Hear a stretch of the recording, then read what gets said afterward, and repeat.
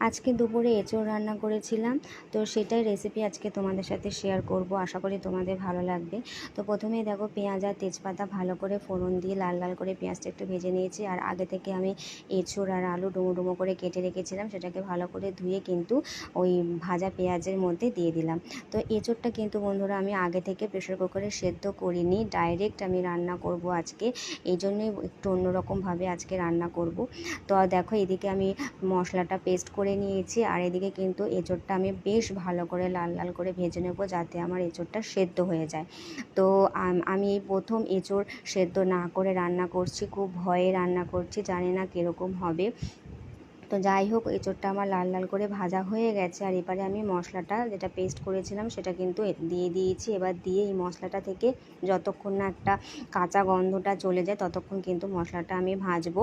তো তার জন্য দেখো মশলাটা ধোয়া যে জল ছিল সেই জলটা একটু দিয়েছি, যাতে এঁচোড়টা কষানো হয়ে যায়। মশলা দিয়ে যত তরকারি কষাবে তত তার টেস্টও হয়। তো দেখো আমার মশলা কষানো হয়ে গেছে। এবারে বাকি যে গুঁড়ো মশলাগুলো সেগুলোও কিন্তু আমি এর মধ্যে দিয়ে দিয়েছি। দিয়ে এবার ভালো করে এঁচোড়টা নেড়ে চেড়ে কিন্তু এবার আবারও আমি এঁচোড়টাকে কষতে দেবো। যত কষানো হবে তত কিন্তু এঁচোড়টা সেদ্ধ হবে। তো বন্ধুরা আমি এবার দেখো বেশি করে জল দিয়ে দিয়েছি যাতে এঁচোড়টা সেদ্ধ হয়, কারণ আমি আলাদা করে সেদ্ধ করিনি, এই ঝোলের জলেই কিন্তু এঁচোড়টা সেদ্ধ হবে, তাই বেশি করে জল দিয়ে দিয়েছি। দিয়ে ঢাকা দিয়ে দিয়েছি যাতে এঁচোড়টা ভালো মতো সেদ্ধ হয়ে যায়। তো দেখো ফাইনালি আমার এঁচোড়ের রান্না হয়ে গেছে। তো আমি কিন্তু খুব সুন্দর করে নাড়িয়ে নাড়িয়ে খুন্তি দিয়ে ভেঙে ভেঙে দেখছিলাম যে এঁচোড়টা সেদ্ধ হয়েছে নাকি, না হলে তো খেতে বসে কিন্তু খুব ঝগড়া হবে।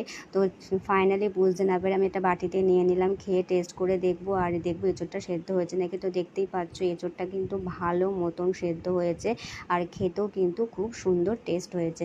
তো তোমরা কিন্তু ট্রাই করতে পারো, যদি ছোট কচি এঁচোড় হয় এভাবে সেদ্ধ না করে ডাইরেক্ট রান্না করতে পারো।